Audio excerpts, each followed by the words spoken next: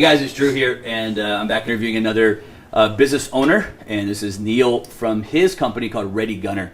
And I got to tell you about interviews that I've done, all the business owners that I've interviewed. This is one that I've been stoked about, mainly because of this stuff you see back here. And most businesses don't have this stuff. Most of them have baseball cards or stuff like that. But dude, really, before we talk about the guns and all the crazy stuff you have in here, Neil, I want to kind of just break down you as a business owner, right? Let's kind of give a little bit of a history here of where you started from and to the viewers here. So first of all, how old are you now? 40. Just turned 40 in December. Just turned 40 years old in December right now. Married, kids? Married, 6 kids. We just had our 6th kid 2 weeks ago. 2 weeks ago? 2 weeks ago, yeah. Boy or girl? Girl. A baby girl. What's the split there, boy, girl? Yeah, so this one threw the trend off, but it was girl, boy, girl, boy, girl, girl. Girl, girl? Yeah. Very cool, man. What's your oldest one? How old is he? So McKenna, she's 13. 13? Yep, so from 13 it's like every 2-ish years, so. That's good, man. Good for you. 13, 11, 9, then we got 5, 3, and then the newborn. The last one, you got more coming? This is the last one. I was done it too, but I just work here. Yeah, I'm just here to pay the bills, man. Hey, so look, let's back up here. So we're surrounded by all these guns. Where did this idea kind of come from? Do you have a military background from you? Yeah, so I joined the military in the Army back in 2004. Went into the 75th Ranger Regiment, so went through the whole training process to get there. I went in specifically to join the Rangers. That's what you wanted from the beginning. That's what I wanted to do. So, I mean, if I was going to go in, I did a lot of research. I mean, I looked at everything from being like an Air Force pilot to Navy SEALs to everything else and kind of did the research on exactly what it is I wanted to do. I wanted to be like the top of the top. Yeah. You know, if I'm going to do something, I want to go all in. I don't want to go in and just dabble or you know, do whatever other jobs there is in the military, which there's a lot of. I just wanted to go in. I wanted to go get the bad guys. I wanted to be the best of the best. And so I got what's called an Option 40 contract to go into the Rangers. It set me on the path to go. I went through basic, AIT, airborne school, Ranger Indoctrination program, which is just 4 weeks of hell on earth to get to the unit. And once you pass that, you get assigned to a unit. Long story short, I got to 2nd Ranger Battalion up in Fort Lewis, spent almost 5 years with them, 3 deployments, and 2 Iraq. I did 1 Afghanistan. After I got out of the military, I went and worked for another company called Strats. They did prototype vehicles for Special Forces, so worked on that for 2 years, basically instructing Special Forces units on these new vehicles that we created, and then shipped them off to Afghanistan. And then I got a job working for the Department of State, contracted through Triple Canopy, which is a defense contractor basically conducting diplomatic security missions over in the international zone or, the embassy over there and escorting politicians around to their meetings with a team of, former special operation guys and just making sure these politicians get to their meetings and back home safe. So did that for 2 years, did 2 more deployments in Iraq with those guys, Triple Canopy, and then, kind of finished my military-ish career. So how long was the career there, military-wise? So 2 years with the contract company and 2 years with Triple Canopy did the contract. So just about 9 years total. Almost a decade you were out there serving. Did your family come from a military background, or were you the first one to go? I was the first one to go. As far as the lineage that I know, obviously I'm probably somewhere down the line had a military family, but my grandpa didn't serve, my dad didn't serve. They were more kind of adventure travelers, outdoorsmen. My grandpa was one of the first guys to essentially run the Grand Canyon commercially, not like John Wesley Powell, running down the canyon, but commercially with Sherry Griffith and some of these other companies, and invented a boat called the J-Rig. And then my dad, followed in his footsteps and started running rivers around the world. And I think he did like 15 first descents. There's a little bit of adrenaline junkies. Yeah, China, India, just everywhere. He's been on every continent. Your dad and kind of grandpa did the same thing right there, huh? Yeah, and I did that. I was a river guide for 10 years before I joined the military. So I had that adventure in my blood. I did 3 first descents with my dad, 1 in India, 1 in Chile, 1 in Venezuela. So just taking clients on these trips that, rivers that no one's ever been on. And it's like a little bit of Lewis and Clark. Yeah, and I think that's kind of what led me into the special operations military career, right? I'm like, I've done some hard stuff. Those trips aren't always easy. Problem solving, difficulty, living in like austere environments, things like that, and that's kind of what led me into in the military background. So you go out to you served about 10 years there total with all the different branches there, divisions, and you served deployment. You said to Afghanistan 4 or 5 times. Total yeah, there. so total deployments 5. So I did 4 Iraq deployments, 1 to Afghanistan. Now let me go back because you mentioned Rangers is the path that you chose after the research there. I don't have a military background. I love history. I follow all of the shows and military shows, and I watch they have those the shows now you watch Ranger School and Green Berets and so forth. What kind of led you to the Rangers versus the SEALs or anything else out there? What was that stuck out that had you choose Rangers? The mission, right? The military is kind of it's a confusing thing for people to understand who aren't in the military, right? So there's an organization or a branch of the military called JSOC, Joint Special Operations Command, which a lot of these special operation units fall under, and we work together, right? So you got like SEAL Team 6, you got the Rangers, you got CAG and all these other special operation groups, PJs, even FBI and CIA elements that are part of this organization. When we deploy overseas, even though back home we're our own unit and we do our own training, and it's all hard, right? It's all difficult. It all sucks. But when we go overseas, we become this conglomerate unit of these special operation units to work together to complete, specific missions. Interesting. So we would go sometimes on with a 70-man element to conduct whatever the mission was, a raid, a recon, whatever, to go get, number one bad guy. Yeah. And we have elements of SEAL Team 6. We got a PJ element that's maybe conducting the CSAR stuff, casualty rescue. A Ranger team, maybe a CAG team. And they're all kind of working together. It's a joint unit. So everyone's like, oh, the missions, and obviously we do things separately as well. So we do our own missions as well. But a lot of the stuff we did over was part of a task force element. That's cool, man. Yeah. So you get out. So let's get to the kind of business side, right? So you get out of the military. You serve, you got the almost 10 years there. My understanding, I could be wrong on this, but that's not a super high-paying job, career. No, military, it's not. Right? So you come back after almost a decade. You come back. What's your kind of thoughts there? Where are you leaning towards? Getting a job? What do you do when you first come back there? So leaving the military, it's weird. It is weird. It's different. So you're operating at this high tempo, right, for 4, 5, 6 years, however long you're in the military, and you're just operating up here. You get out, and it's just cut and dry, right? Yeah, you just go back to civilian world. You don't have people, creating the structure that you once had, kind of telling you what to do, organizing the missions, conducting the PT sessions in the morning. You get back and it's like, okay, now what do I do? Right. I don't have this structure or this leadership level to essentially guide me down the path I need to go to get my jobs done. So you're on your own, and I think that's why a lot of people struggle. They just kind of don't know what to do. Having gone through all that in the military, I kind of wanted to stay in it. I went through 5 years of special operations essentially, and there's a lot of stuff I learned, but a lot of it doesn't apply to the civilian world. It's like, oh, hey, other than, hey, you did some hard stuff, you were a leader, you conducted elements and led a 12-man team on these missions. So there's a lot of leadership aspect that will relate over to civilian, but as far as like job-specific stuff, there's not a ton, Yeah. So finding a job was difficult. In the sense of like what I wanted to do, like what's going to appeal to me coming from like this high level tempo, and you have a certain level of pride of these missions you accomplished and things you did. Yeah, huge achievements, right? Yeah, and now it's like, now what am I going to go do? Like go. Yeah, whatever, wash cars. Yeah, wash cars or pump right? gas or work at some retail convenience or be a waiter, whatever. Right. So obviously I wanted to continue down the path of being productive and doing something equivalent to what I had done in the military, and so I bounced around jobs for a little bit. I ended up working for a defense contractor who actually, they found me and said, look, we understand you were in special operations. We need a consultant to basically give us feedback on exactly what special operation teams are looking for in these new prototype vehicles we're building. Okay. So the Department of Defense wanted to essentially replace the Humvee because it's been around forever, and said, look, we need a new, better vehicle. The Humvee's kind of outdated, it's obsolete, we need something better. So this company that was trying to build and essentially bid for this contract hired me to come in and say, show us what we need to do. So I did that for 2 years and ended up training some special forces units on it.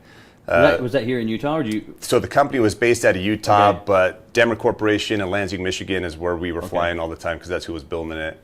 And then NATC, Nevada Automotive Training Center, we did a lot of training with the Special Forces units there, and bounced around just everywhere, right? Yeah. But yeah, office was here, but we were always on the road. You finished this kind of 10-year career here of almost 10 years. You spent the last 2 or 3 years escorting government officials all through Iraq, making sure they're getting to where they need to safe. You come back. Where does Ready Gunner come from? Where do you're back in the States now? Where does it kind of come from here? I actually filed for my license to the ATF while I was in Iraq, sitting So in my you knew hooch. when you were over there. Well, so I'd been here before, right? I got out of the military and was in this state of like, what am I going to do now? So having been through here before, the second time I was to Iraq, I'm like, look, I'm going to get home and I'm going to be in the same boat I was in, 4 or 5 years ago. So I need to figure something out. I'm like, what do I really want to do? What have I learned through the military? Obviously, guns, right? I worked a lot of guns and special operations. You learn how to shoot them, how to operate them, how to work them, and a lot of different variations. So we get trained on a lot of different weapon types. So I'm like, I'll take a dab at that. Plus, I love shooting. I love guns, and I want to have my own collection. When you have guns, there's certain rules and things like that. So having a suppressor or SBRs, you have to have certain license. You have to get a tax stamp. For everyone, it's about a year waiting list at the time is what it was. And you got to go through all this paperwork and mumbo jumbo essentially to get, a little suppressor to put on the end of your gun.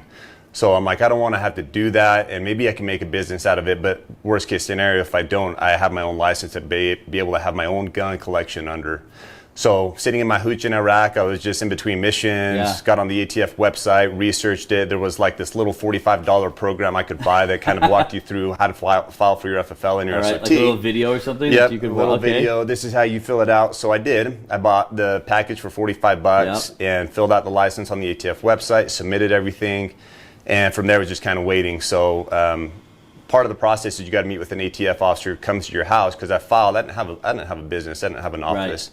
So I filed for my FFL from my home, and that was the address I used because the only place of business I had. ATF agent comes in. We do a 4 or 5 hour interview. He walks me through the process. This is what you need to do. This is how you stay compliant. Sweet, awesome. Guy was great. Shook his hand, left, and boom, here's your license. And you got it. Yep. So I got my license. Okay. So now you're in Utah. You're at your house. You got your license now to be able to get your suppressors, to be able to get your short barrels. SBR, short barrel rifles. Okay. And you're at your house now. So now what? So now it's like, well, now I got to start a business. So I got the foundation built. Now I got to build it, right? So there's a lot that takes place and things I didn't understand at the time, and I learned through the process of essentially because you didn't have like a background of building a business or anything, right? No, you were military. I was military. I didn't really have a business background other than like, hey, the leadership ability and things like that. But and how to solve problems and overcome difficult, situations. But I had to go through the research process of, hey, now I got to line up distributors. I got to set up accounts to get essentially guns to sell. I got to find the capital to buy those guns. I got to find the customers. How am I going to market? Just essentially everything that comes with running a business, right? And there's certain things that apply specifically to the gun world that, we can't do. We're a lot more regulated than, I tease my wife all the time. I'm like, we should have started like a candy store or something, where, soda shop. Yeah, where we don't have all this compliance stuff. Yeah, you have unlimited rules and regulations, red tape. Yep, and it only got worse. Other businesses, It only got worse. This is back in 2010. Things are a lot more difficult now with the social media, marketing. Google. Yeah. Guns are a lot more prevalent now than they were back then, and things weren't as regulated because I don't think, I don't know. Politics wasn't as involved back then. And it wasn't as publicized as it is now with social media. It's freaking like it takes off like one video, right? 20 million views. So you're in your house, and when you go through this process of sort of starting this business here, do you go out and launch it from a store, or how do you kind of get the brand up and running? So that was the whole process I had to work through. So I'm in a home. So I'm in a home as part of an HOA, right? Okay. So we're in this neighborhood. We're part of an HOA. We had good standing with the board. We were good neighbors and everything else. We always paid our HOA bill every time. Yep. And long story short, essentially I started a Facebook page for Ready Gunner. Right. And I promoted through there. So we made little videos, how-to, educational stuff that, you know, this stuff's all over the internet now. Sure. We did simple things like how to clean an AR-15, right? Yep. Something that I learned in the military. How do you clean an AR-15? Right. And obviously, coming from a Ranger unit, it's like Neil Curry, Army Ranger, shows you how to clean an AR-15. It adds credibility to the video, right? Oh, this guy knows what he's talking about. He was in special operations. And that video, you know, got like 150,000 views or something like that. Okay. So we're like, well, this is a good way to market, good way to get material out. And we started making Facebook videos. And Facebook at the time, it had no regulations. It didn't throttle anything down. Rules, it was just, we were like any other business. You know, we're like, this is great. And started to build our clientele that way. We had people coming over to my basement, again, by appointment only. So it's all legal. It's all legal. Yeah, you got your license. Fully all licensed. legal. We got our business license. We got our tax license. We got our FFL, our SOT. You don't have nothing illegal a about shop. You don't have a warehouse. So Yeah. you're like, hey, this is where I'm at in life. So I'm gonna sell from here. Yeah, we did what we did what we could do and what was within our means at the time. Awesome. And uniquely, I'm assuming at that time you had kids. I did. I had 4 kids at the time. 3 kids at the time. So you had 3 kids at the house. Yep. And now you're running this kind of gun store, if you will. It's appointment only. You can't just show up in the driveway. Yeah, and my inventory is like this big, right? I'm like, hey, so I got the Glock 19 or Glock 17. What do you want? These are your choices. You know? Pick one. They're both black. or a Smith & Wesson M&P 15. You know, AR-15. Which one do you want? I got those 3. So here's what I love about this, man. I find there's so much with business owners out there. And myself included, like we didn't have this like background of business of how to like professionally go start this and all these things we had to go. I didn't know any of that stuff. I didn't know what type of LLC I should have, what type of entity I should have, how taxes worked inside of it. All I knew was I had a dream.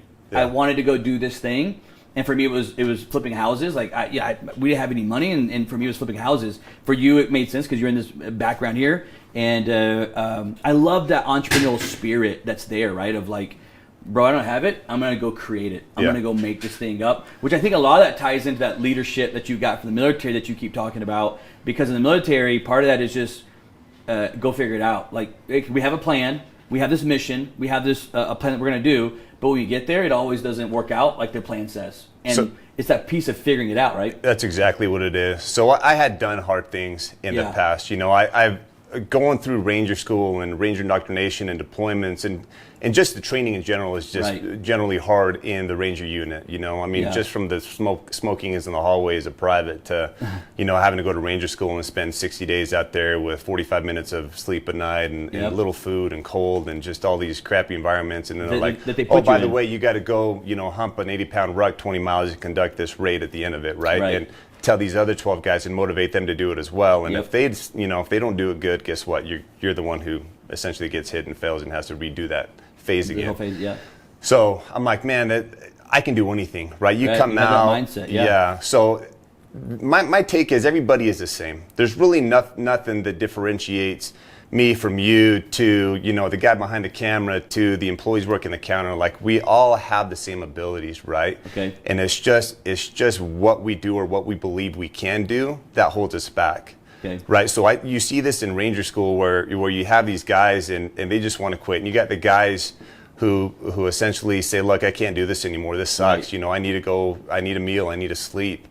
But if they would have continued on down that path, they would have completed and got their tab the same as anybody else. But the reason they didn't is because they didn't believe in themselves. You know, it sounds harsh, but it is what it is. There was nothing that basically prevented that person from finishing that course other than their own self-belief in themselves to be like, you know, this does suck, but I can do it. You know, I can go to tomorrow and the next day and the next day. There were days where I wanted to quit. I think anybody who's in Ranger School, if they tell you hey, I never thought about quitting, I think they're lying. I think everybody who goes through that course at some point in that whatever phase it is, they're like, dude, I can't do this anymore. This is fucking hard. This is horrible. I think talking about that standpoint right there, you can tell me what you think about this. I 100% agree with what you're talking about. So much of it is mindset, right? You just have to make your mind up and say, hey, come hell or high water, dude, I'm gonna finish this and go do this, right? It's that mental inside of you that just refuses to quit. Like you talk about Ranger School, I think where there's a little bit of a connection here is in business. I think so many people, sooner or later in their business, they hit that wall, they hit that market, right? They hit whatever negative thing, and they want to quit. Yeah. And it pushes. You know, there's a stat that says like 9 out of 10 businesses fail in the first year. I think a lot of that is due to them not have that same type of mindset you're referring to, where they just quit. They don't have what it takes to hump through it and get through that 20-mile hike, right? And they quit there. Do you see some parallelism between that Ranger and like you're in business now? 100%. And that's the point I'm trying to get to, is you do see it in civilian life. It's not just something that takes place in the military, right? There's hard things, but there's hard things in life we have to do. So when I was running my Ready Gunner out of the basement of my home, again, part of an HOA, I got to the point where I was getting a good customer base and people were coming over and they're buying guns from me. And, I'd meet them and say, hey, look, this is a Glock 17. They give me the money. We fill out the 4473. We do all the paperwork. Right. Everything's legal. Everything's done, right? And there was nothing wrong at the time with running a home-based FFL. The ATF agent came to my house, signed off on it and everything else. So eventually the HOA board or somebody, I don't know if someone told on me, but they see people pulling up and walking out with gun cases out of the house, obviously with the locks on them and everything else, and, driving off. So they're like, what's going on at the Curry household? I always see people coming up and pulling up in cars, and then they walk out with what's looking like gun cases. They don't have AR-15 slung on their back. Like everything, I made sure it's got to be in the case, it's got to be locked, put it in your car, and they drive off. Eventually the HOA is like, hey, are you selling guns at your basement? Because, I was part of the neighborhood and the neighbors knew me and we talked about it. And I wasn't hiding anything. I wasn't trying to hide the fact I was running a business out of my basement. But they're like, hey, look, we don't feel comfortable. And again, this is the whole problem with guns. And I won't get into this because this is totally different. But good, it's the ignorance of guns, right? Guns naturally for people, like it scares them for whatever reason, because Hollywood or whatever, like guns shoot people, they kill people, they're used in war or whatnot. I think it's just the uneducated mind that scares people, or people who aren't familiar with guns or don't own guns, that essentially. And even now it's almost like demonized, right? I feel like it is. Like more than social media, it's just completely news, whatever. More than it's ever. Completely demonized. This is the bad thing here. So of course at this time HOA kind of like says, hey bro, you got to go. Yeah, they're like, we don't want you selling guns out of the basement. And, I could have gotten a pissing match with them and said, look, it's within my right. I got all the licensing. There's nothing you can do about it. Get bent. But being the good neighbor that I am, I'm like, okay, well, essentially I got two choices here. I can basically just shut down the business, and I wasn't generating a ton of capital at the time. Margins of guns are tiny, and I'm selling like onesie twosies here and there. So I'm making like 40, 50, 60 bucks at a time, which was, a great supplemental income to go take the wife out to dinner or something, but I'm not killing it by any means. One thing I want to talk about right there before you get going is we were talking about this HOA thing. I always think of the word in business as the word structure, right? It's like a key word in business, right? How you structure that business. We're talking about bootstrapping it from the ground up in your basement there. Take it just a step back for a little bit, because I want to go to like that raw, natural entrepreneurial land right there. Did you have a certain structure that you did? Like I know you got all the licenses, but did you have like a certain LLC or entity setup that you went with? Or is it like a lot of people just do straight like sole proprietor? And that's what I did. Sole proprietor was how you started? Yep, sole proprietor. And I didn't know it a ton. So I kind of leaned on the shoulders of a lot of people I knew, so like business people, and got advice, right? Because that's what you have to do. You don't know something, it's like, hey, this guy knows business, he has a couple businesses, what do I need to do, or what kind of LLC or S Corp or whatever it is, this is what I'm looking to do, and get that advice. It's not something you typically want to like wing or be like, I'll just go online and fill this out and hope it works out. There's a lot of that now, especially with the internet, right? Like by going online and saying, I click, I'm done. And they're leaving themselves open for so much risk, right? And inside of guns, right? I grew up with guns my whole life and familiar with them. A lot of it is understanding it, because when you understand it, you can kind of take the risk side of it away by understanding how to dechamber it and make sure it's not loaded and so forth. And same thing in business. Like there's so much risk in business, but if you don't know how to structure it, you're leaving yourself open, playing with that kind of loaded weapon, not knowing what to do with it, right? There's that structure there. So take me back to like, how did you go from like this HOA thing to your business? So where did you go next? So HOA said, hey, you're done. You can't sell guns out of the basement. I said, cool, you got it. So I talked to my wife and said, look, should we just quit doing this? There's not a ton of money in it, or should I, jump this hurdle and go to the next phase and see if we can take it to the next level, which would be essentially renting out a warehouse somewhere, which is now going to create some kind of capital I have to put in every single month, which at the time I didn't have to do, right? So looking back in hindsight, it was a great thing that happened to me, right? Because it took my business to the next level, where it's like, you to grow. Forces me to grow. I got to take the risk. I got to go out and pay that $600 or whatever it was. I think it was like $750 a month to rent warehouse space. And now I really got to, make this happen, or kind of going essentially from a hobby, stop. if you will, to a certain degree, into now Dude, there's some outgo, there's the personal guarantee on this, maybe contract lease that you signed or whatever it is. Yeah. And it's growing in this phase of this business now in this warehouse. Yep. So I'm like, you know what? Obstacle one, easy. Let's just go in, take the risk. We'll make it happen because we're hardworking people. You know, I like challenges. I love problem solving. Yep. Let's go make it happen. And you know, if it doesn't work out, then we'll find something else. But we don't know until we try. Yeah. So we did. I went and rented a warehouse just down in Orem, down the road from where we lived, and took my very small inventory, moved it to this warehouse. And again, I was working a full-time job because Ready Gunner wasn't paying the bills at the time. Right. So this whole time I'm working a full-time job doing real estate sales. And I have this warehouse that I now moved my inventory in there. I had to do my FFL address change with the ATF. And you know, posted it on Facebook. Hey, new location, by appointment only. If you guys need something, hit me up, and I meet you at the warehouse. So I'm working up in American Fork, doing my real estate stuff, and I get Facebook messages every once in a while saying, look, we're looking for a Glock 17. I see that you have some for sale. You're the best price in town because, you know, I was selling stuff for super low because I had an overhead at the house. Yeah. And I didn't want to really bump my prices up a ton. I was just hoping to just start moving a lot more. And so I had to go down, do the one sale, go back to the office. Hey, can you meet me at 3 o'clock? Go back down to Orem, do a quick sale, go back up. So I was running back and forth. And luckily it was just off the freeway, so it didn't make it too difficult. But I think there's a good point right there because I think a lot of times I think maybe people looking from the outside or people trying to get into business think, hey, what I'm going to do is I'm going to save up all this money, create this massive stockpile of cash, quit my job, and then I'm going to go start my business. Yeah. In reality, when I find most business owners like yourself, like me, it's not. It was like, dude, I'm kind of bootstrapping this. I have this full-time job. I've got a family. I've got bills, and I'm taking this risk. It's a calculated risk, but I'm going to go grind and kind of do both these things and try to get these things going.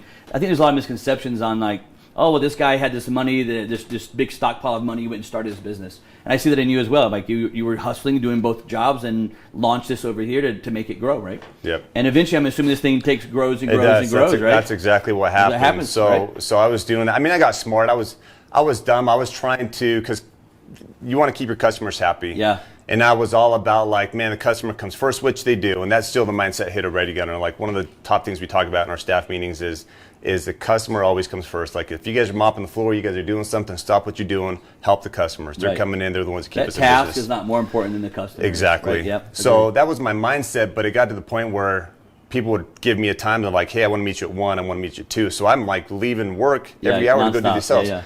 So I smartened up a little bit, and it's like, look, I can still provide good customer service, but be smart about it. So I would just tell everyone like, hey, meet me there at 5. And instead of doing 6 different meetings every day, I basically came everyone coming in at 5 o'clock, and they didn't care. You know, I get off at 5 anyway, so let's just do that.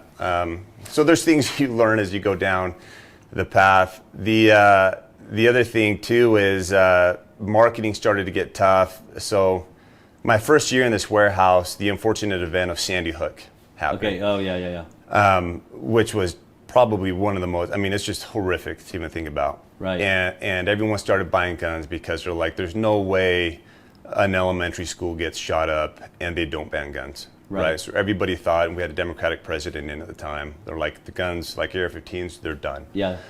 So, I mean, at this time, I'd probably built out, I think it was about $70,000 in inventory. And my messages on Facebook went off the hook, and essentially went down to Ready Gunner, and I did a 13-hour day there, took the day off work, and sold out of everything. 100% of the inventory I had gone. Everything. Pistols. Handguns, I mean, even revolvers, everything was gone. So I left that day with, you know, like, it was like $95,000. Money, but no inventory. With zero inventory. Yeah. And I'm calling my distributors, I'm calling the few direct accounts I had and said, look, I need more inventory. And everyone's like, look, you're Mr. Little Guy on the totem pole, spending very little money with us. There are so many people that we've had accounts with for decades who we essentially have to supply first, and shit's backed up anyway. Yeah. Like you want an AR-15, like hit us back up in 6 months. Right. Like it was that bad. And not only that, 223 ammo, 22 ammo, just gone. Everything's gone. So I'm like, well, crap, what do I do? I got this overhead, this warehouse, and I have no inventory to sell to keep me and sustain me through this thing. So I'm like, back to the decision of like, do I just take the money and close shop? Yep, close shop and call it call it day, and Sold hey, out, I good. made 25 grand, and now I can just move on to my next project. Or do I find the solution for this and try to keep it going because it's slowly been growing? And I'm looking at it, I'm like, it's slowly been growing. I think I can make something out of this. Yeah.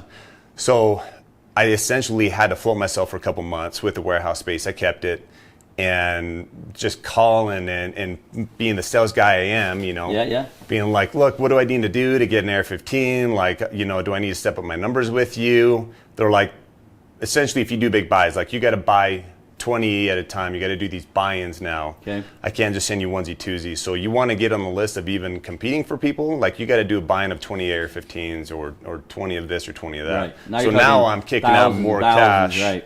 So I'm like, here's 20 grand, and keep in mind, I don't have a ton of money. Right. So doing these big buy-ins and trying to move it, and obviously Sandy Hook, there was a huge spike, and then obviously it always slows down. And there's also a risk that you could have bought a big chunk of inventory, and then you pass and the no bill. one buys anymore. Yeah, Or it pass the bill, right? And that's it. Like, Yeah. well, I got 20 of these, and I'm out of all my cash. Where do you go from? I mean, right now we're sitting in this shop that is just like world class. I mean, I've been in a lot of gun shops, dude. And we're in your office right now, but out here, and well, I guys get some B-rolls, but dude, it is like a beautiful, massive, with a gun range. How do you go from like, you're in this, you're doing what you're doing in this warehouse, you're going through finding this inventory. How do you go from there to this like explosion of growth? Where does that come from? So, again, social media was kind of our big tool we were using at the time, without limitation, and we're doing videos, and it's starting to get traction. So we keep throwing fire at it and keep making these YouTube videos and Facebook videos and educational videos. AR-15 building wasn't a huge thing back then. Okay. It is now. Like everybody builds AR-15s now, but back then we're like, let's start this program because you got to find something to compete and set yourself apart from everybody else. I love that point right there, man. You gotta in any business, you gotta find a way to be different in your competition. And I love it that you had such a vision. I think in business there's that vision piece that you got to see ahead of that curve, right? You got to get ahead of it, right? And do what you're saying. There's no cruise control in business. There's no cruise control. Like you're grinding.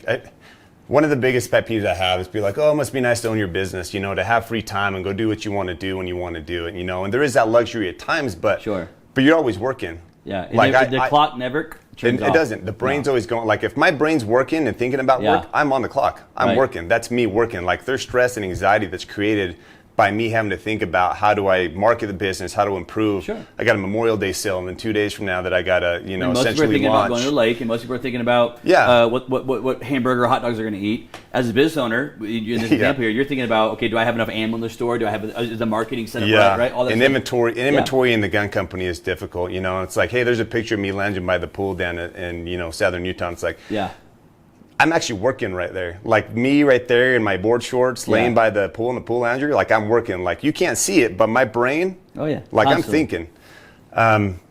So essentially, going back to getting inventory and keeping the business going, we did. We took the risk again, put the money back in, bought more inventory, started pushing it harder on social media, creating these videos, and then we came up with the idea to build AR-15s. Yeah. There is so many gun stores in Utah. This is one of the most saturated places. There is 5 gun stores within 3 miles of me right here. Okay. So the competition is insane. Right. And there's one down the road, I'm not gonna say their name, but they've been around for 60 years, so they have this loyal customer base that I gotta compete with.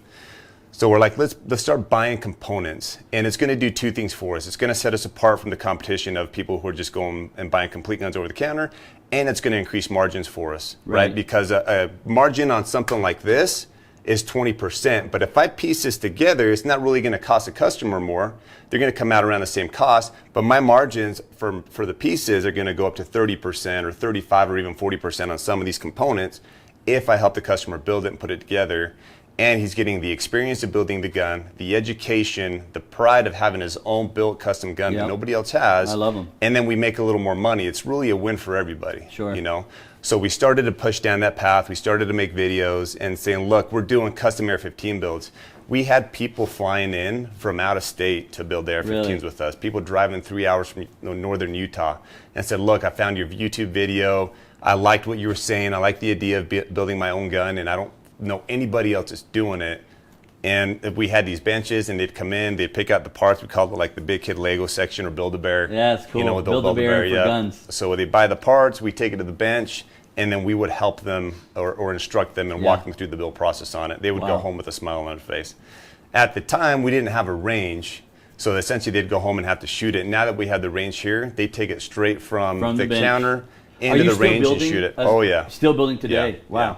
So it's still a hot item. Well, actually, I know it is because I build mine. It's still a hot item. It's still a hot item. There's a lot more people doing it now, and not to pat ourselves on the back, but I think we were one of the pioneers to do it. But there's a lot of gun stores doing it. But we try to create all these marketing programs where it's like, come in, build with us. We have one of the biggest selections of parts in the state. We'll help you build it. You can go into the range and we give you a free 30-day membership where you can come shoot, train with your gun, get comfortable with it, make sure it works before you actually leave the store. Yeah. And it's essentially, just kind of a one-stop shop for customers and just make them happy. Yeah, I think it's important, man. As a leader, I always use the word identifier. And I think as a leader, you're trying to identify potential trends that are out there, right? Because you got to stay ahead of everything. And to me, it's like what you cracked in right there was that potential trend, identifying the trend of like, hey, instead of just buying it, walking off the shelf, they like that customized feel, look. Do you guys send them somewhere to get even custom painted and stuff like that? So right? we and this is another one of the things. It's like, look, Cerakoting was popular, became popular. People want to paint their guns and do these special paint jobs on it, but we don't have the machines or thing like that. So we essentially teamed up with a buddy, and he started a Cerakote company. So we third-partied to them. He gives us a little kickback on the Cerakote. He makes a little money. Customer's happy again. All that is like that trend that you tapped into quick and early. And like you said, you might have been one of the first ones on that market space to have that Build-A-Bear, Lego land for guns there. The shop you have now here, how many square feet is this overall shop that we're sitting in right now? So the progression of Ready Gunner. So going back, we had the warehouse. When I bought that new inventory, we actually moved to another space, and this was open hours. We're like, we're doing good enough. Let's actually take the next step, the next risk of hiring 2 employees and having actually store hours. So we opened a little shop, and we were about 1,500 square feet, just a tiny little shop. It was essentially just what my build counter here is now, where people come in, build their parts, and we were just specifically builds. We had a few complete guns, but it was mainly parts. And we had open hours, and I had my 2 employees, and they were awesome. They helped customers buy product, build guns. They were highly educated. That was another thing, is employee management it's one of the toughest parts of the business. It's hard to find good employees. You got to keep them motivated. You got to give them, motive, obviously, to want to follow you, to take pride in their job. There's just a lot that goes with it, and I can talk about that more now that we have like 22 employees. But and you think, just on a quick question, not going too deep into it, do you bring back a lot of those leadership skills that you learned 100%. In military training and leading people and cast that vision to them and so forth? Motivation, right? Yeah, nobody wants to work for a crappy boss. Same way in the military, nobody wanted to be part of a team with a shitty team leader, right? And unfortunately, it exists. So in the military, you would watch those team leaders. And it's something, when I was in the military, like I kept a pretty close eye on, because I knew eventually I'd be leading my own team, is what was the difference between a bad team leader and a good team leader, right? And I think one of the biggest things is the guys who actually cared about their team, cared about their guys, right? You have to be able to lead your team, motivate your team, get them to do hard things, and they're doing it because they respect you and they want to make you proud and accomplish a mission, not just because you're an asshole and you're yelling at them and essentially saying, look, if you don't get this thing done, I'm going to smoke the shit out of you for the next 3 days, kind of thing, right? So bringing that mindset back into here is, look, I want to be a good boss. I want to be respected by my employees. I want my employees to enjoy their job. I want my employees to essentially look forward to coming to work and having a good time.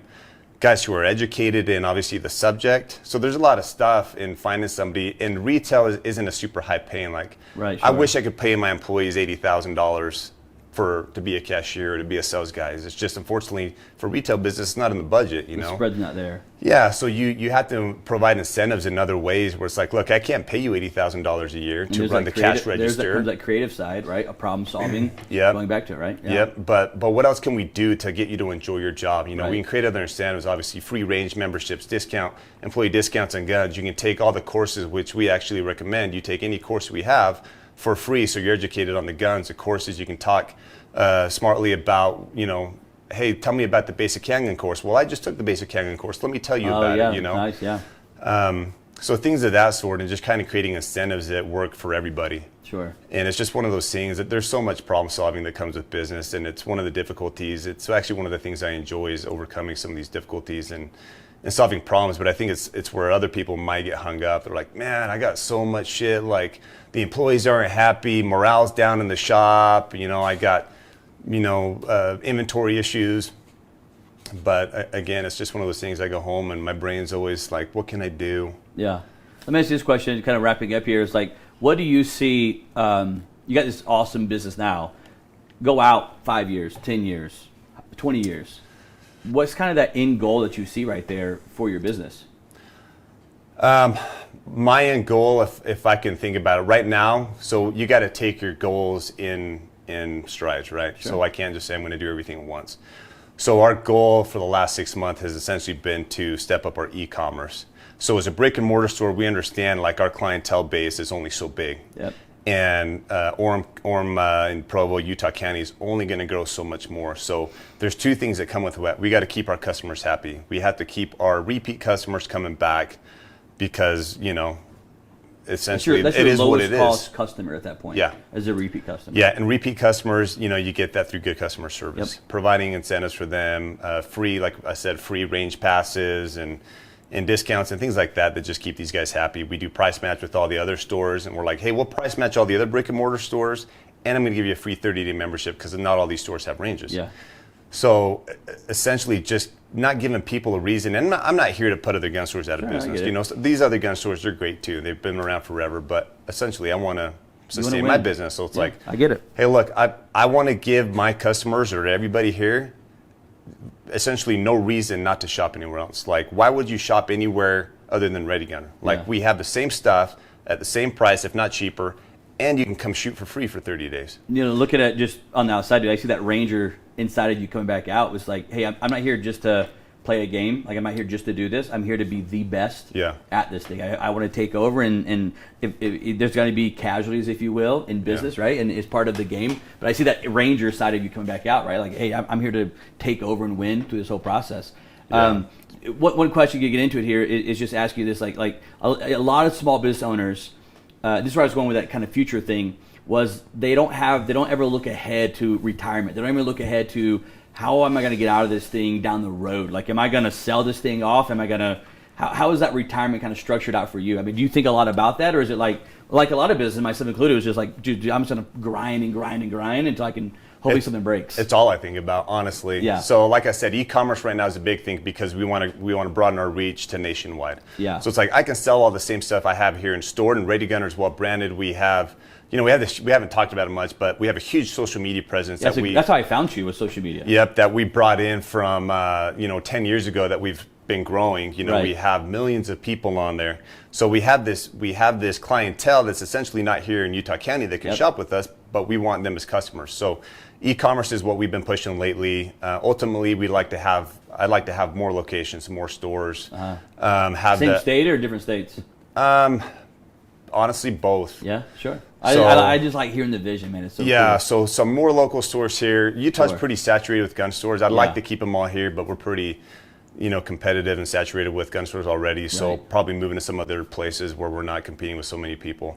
But again, people are like, oh, how do you guys do with all the other gun stores around here? It's like, honestly, I don't even know some. We do our thing, and we just do it better than the next guy. That's how we compete. On e-commerce, for a second before you keep going, if someone's watching this now, they could buy a gun from you, even if they lived in Florida. You can buy anything online as long as it's compliant in your state. There's some states like New York and California that make it difficult, but essentially all the other states, you can buy an AR-15 right off our website. Yep. The only thing with that is we have to ship it to a licensee there. We have to pick it up and do the paperwork. You shipped it to the gun store there. Yep. And I just went in there and showed them my license, I had a gun permit, showed them that, and then they gave me the gun. It's super easy. Yeah. It's super easy. And everything else, like the components, can go right to your house. Yeah, if they're individual components. Yep. Is what you're saying. Yep. The only component that can is the lower receiver on an AR-15. So anything with the serial number has to go to the federal firearms licensee. Yeah. Everything else, non-serialized, can go straight to your doorstep. Yeah. So we have a lot of customers. We have a gun club we do. So we have a club membership where essentially you sign up anywhere from a 1-day plan to a 12-month plan to build an AR-15. Yeah. So we've pre-selected all the components for you and said, hey, this is what it is. It actually looks a lot like this gun here with the 15-inch rail, free flow, everything. And you pay a monthly, I think it's $89 a month, and we send you a box with components every month and instructions on how to build it. That's cool. So first month you get a little receiver, and by the end of the 12 months you have a complete AR-15 that you built yourself watching our video, and that you can go shoot, and it's been a huge hit. People love it. So that's cool. A bunch of people on the gun club, and we have it for different like AR-15, AR-10s, 308, 6.5 Creedmoors, everything else. So e-commerce is the focus now. Maybe more stores will be as soon as I want to get the e-commerce doing more than what the brick and mortar store is doing. Sure, That's the goal, is to make more money because there's so much more potential there, right? Customer base is unlimited. Especially how the world is turning now with all the with just in general buying online stuff. Yeah. It's a natural progression, and your customer base opens up. Instead of a 20-mile radius, it goes to a freaking nationwide. Yeah. Well, 48 states. I go from 2 million customers to 370 million customers. Exactly. That's awesome. So let's do this, man. Let me end it on this one question right here. If you were given advice to some business owners right here that maybe are thinking about starting a business or they're running a business now, you've been in business for how long now? 10 years now, a decade now, right? So you got a decade of service, decade of the gun store running this business from boot straps all out of your basement in HOA all the way to this incredible store here. What would you tell that business owner if there's just that one piece of advice that you would give them? Good, bad, does it matter? What would you tell that business owner that's either thinking about starting or maybe they're in it right now? What would you tell them? A couple things. Okay. So I can't pinpoint it to one thing. Sure. So if you think about all these like leadership, self-help books, people are looking for that one answer of like, what is the secret weapon? What is the one thing I need to know to essentially start my business? Like there's some magical formula out there that everyone's looking for, where it's like, oh shit, if I would have just known the magical formula, I could have started this business and become a millionaire overnight, right? So the answer is essentially, first, you have to have the vision. You have to have the vision, you have to have the belief in yourself, and you have to have essentially the perseverance to get through. Nobody starts a business without obstacles, right? And the other thing is like, you got to take that vision and you got to get started. So I think a lot of people, and I think about this all the time, I think about all the people who have these great visions and ideas in their head who never implement, who never make it happen. Sure. And us as like consumers and citizens of the U.S., it's like, man, what great ideas are we missing out on because there's certain people out there who are essentially, data banking the stuff in their head who just don't have the leadership ability, motivation to go launch it. Or they get analysis paralysis, right? They just overthink it until it's been 6 years, and that idea's already actually been done now. And you've wasted all that time without actually going, because there is always the vision. But vision has to have action behind it. If not, I just call that a dream, right? At that point, it's not a vision. It's just a dream that you're floating around in your head, right? Daydream, whatever you want to call it. Vision is where there's a vision, but there's also this action that comes behind it, right? Yeah, it's just do it. It's take that vision and do it. Don't be scared of failure. Don't be scared of what everyone else is going to think. Don't be scared of like, oh man, I'm going to look so stupid if I do this business and then I fail, because then I look like a failure. Like, who gives a shit about any of that, right? Who fucking cares? Like that stuff is all just trivial stuff that has no relevance in your life. And even if someone's like, oh, Andrew here tried to start a business and he failed, what a dumbass. And it's like, that person eventually is going to move on and they're relevant to your life. Like, who gives a shit about that? Well, I do. I don't know if you do or not, but we post on social media and I'll get freaking haters on social media. Like, they have no idea who I am. They never talked to me. They never met me. They've never done business with me, but you get those haters. And the whole point is like, I was talking to another business recently, and they were really struggling with that. It's like, who gives a shit? What does this person know about me or where I'm headed or what I'm doing? It's just like a freaking keyboard How often do you read warrior. one of those comments on your Facebook page or one of your videos, and then you go home and sit in bed and you're like, oh my gosh, I can't believe that guy thinks I'm an idiot. Somewhere around 0. I don't get exactly. I don't care. Like, you read it and you're like, oh, it's kind of funny. And then you go on with your life and you got traction, your tires, you move, and that guy's spinning his wheels, making stupid comments on Facebook. So that's the biggest thing, is just implement it, go. Don't be scared of the risk, and obviously do the research and try to do it to the best of your knowledge. Don't just start throwing shit at the wall. But just go. Just go. Get the vision and go. I love it, man. And if you do fail, readjust and readjust fire. When we're shooting in the military, we don't always hit our target, but you readjust fire and then you just aim again and go. Keep going at it. You hit bullseye every single time, bro. I know you got the video on the saw. You for sure ain't hitting bullseye every time on that saw. No, but I did cut it in half. You did? It took me 750 bullets, but I got it. You guys haven't seen the video, man. You got to watch it. You have it on YouTube right now? Or it's on YouTube. Yeah. What is your YouTube? Just Ready Gunner. Is Ready Gunner. Is your Instagram Ready Gunner as well? Also Ready Gunner. Facebook? Facebook Ready Gunner. Everything's Ready Gunner on social media. Okay. Website's readygunner.com. Do you have TikTok yet? You know, we do have a TikTok, but every time we post a video, it gets deleted instantly. Deleted, so, yeah, that's a highly regulated. That's like social media and the marketing and the gun world. It's changed. That's a whole different 2-hour conversation. But they haven't made it easy for us. I love it, man. Hey, this has been a great meeting. What I want to do is let's just take a break real quick, and I just want to walk through some of these guns here. Talk to me about this one right here, dude. You got the old Chicago style mobster. Yeah. So this is the infamous Chicago Typewriter. So old school mafia. You know, it's part of a gun collector. You have to have the Thompson, the Tommy gun. Right? Yep. So it's just a ton of history with it, and I just kind of like it. I like those old Western mafia movies, and I wanted one, and if I got one, I'm like, might as well get it in gold, right? Because you got kind of the original. Well, so I got this one first, and then so we do a lot of work with Auto Ordnance, who makes these, and they came out with this Thompson because they were used obviously in World War II as well. This one is a Ranger marked one. So Rangers lead the way. It has a lot of the history there engraved on the stock and on the grip. And I'm like, I have to have that one. So now I have the two. You got the two of them. This one holds how much of the mag? Yeah, so they both come with a stick mag and a drum mag. Both 45, Colt 45 ACP auto Colt pistol caliber. So really fun to look at. Love them. I heard they're extremely inaccurate. They are, when you shoot them, I mean, look at the barrel on this. It's a 45 caliber, like I said, and they're easy to, once you get it loaded, pulling the trigger is easy, and they just got a little pop. There's no recoil because the gun's so heavy. But they're kind of a pain in the ass to load and things like that. So I don't shoot them a ton, but, they look great on the wall. Dude, out of all these crazy guns, my eye was drawn to that one because it was like that old school Tommy gun. Then it was gold plated, dude. It was like, yeah, it's crazy, it's funny. So I got all this stuff over here, and people walk in and they're like, "Man, look at those Tommy guns and that baseball bat." Yeah, the baseball bat gets a ton of attention. That freaking Walking Dead. I'm like, I got $100,000 worth of guns on the wall, and you're looking at the $20 baseball bat with barbed wire on it. Yeah, and that's the soda gun one launcher. Yeah, so that's again another X Products gun. You can put soda cans in there, tennis balls. I'll shoot tennis balls for my dog to fetch. They go 100 feet. So, dude, you say you shoot all these guns, you shoot the flamethrower and all this stuff all over the place. If they want to watch you demonstrate shooting this stuff, blowing stuff up. YouTube's. Is it on YouTube? Yeah, so at Ready Gunner on YouTube. So we have a video. We make all kinds of ridiculous videos. We shoot flamethrowers. Like you said, we just cut a door in half with the M249 saw. I saw saw. that one, dude. And, just somewhat informative, review type stuff, but also entertaining. So, Ready Gunner's YouTube channel. You blow stuff up there, too? We do everything. Anything that has to do with guns. It's Ready Gunner on YouTube. At Ready Gunner on YouTube. Instagram, Facebook, all go to Ready Gunner. You guys get to see him shoot, blow up stuff, all these different ones. You shoot suppressors out there, too? Everything. You hear the difference of them? Yep. Dude, you got to go watch. That's how I found you guys, was on social media, all the things that you guys were doing. So, Neil, man, I appreciate the interview. I had a great time with you, man. Love the Ranger, the military background there. Again, thanks for the service, dude. That's why we can even do this stuff, right? Thank you. Because the guys and women just like you, man.